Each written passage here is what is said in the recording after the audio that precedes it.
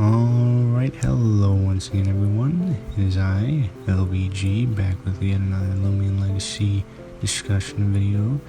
This time around we are back on the Llama Train Studios Twitter account, which is where I feel like I spend most of my Loomian Legacy videos on. But yeah, they posted a new Twitter thing, you know, because we got the silhouette of a Loomian, and of course later on they reveal the actual Loomian, and that's what they did.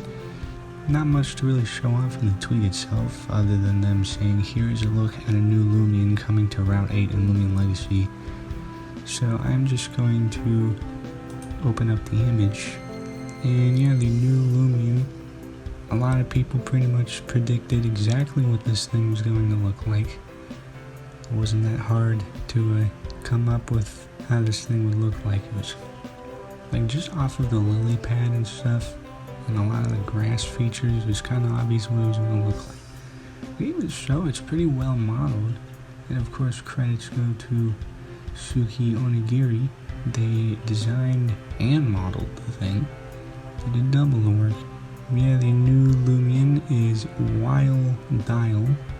Wildiles spend much of their time hiding below the surface of rivers and ponds. Camouflaged by their false flora, they are able to strike on unsuspecting prey who come to drink from the water. So hey, if you somehow didn't already know, yeah, Route 8 is gonna have water. Who would have known? I sure didn't.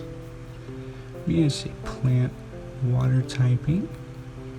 I still think this looks more like a first evolution, unless this is just a one-stage Loomian. That's quite possible that it is,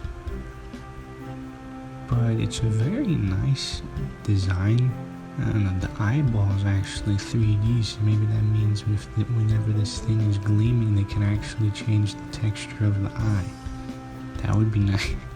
I mean, even the artwork is pretty good too, but not much else to really say. I mean, it's a great looking Loomian, don't get me wrong, but you know, teasers like this, it's just like, hey look, here's one thing.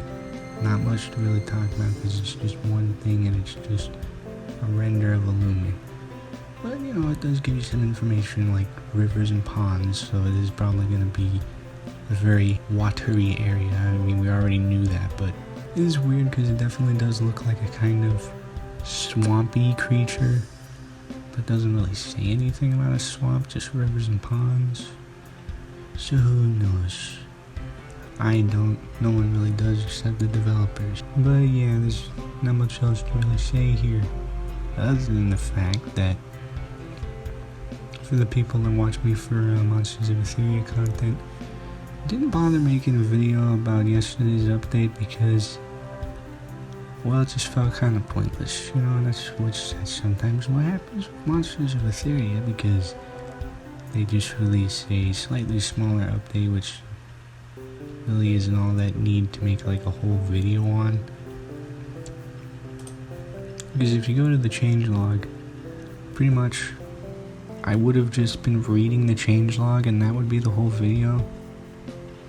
And when your whole video is just saying exactly what the changelog says, there's kind of no purpose in making the video to begin with. So I just didn't bother making the video. And I kind of suspected that we would end up getting the Loomian revealed sometime around Saturday, so then I could just include this part of the video here instead of having to make two separate videos. So yeah, I mean, I guess we'll briefly go over it, you know, just the interesting stuff. There's now 10 more players available in servers. Cool. When you're in PvP, there are now safe zones where you'll have a blue shield pop up your head, and it means you cannot be killed or kill. You also don't gain any XP at the same time though.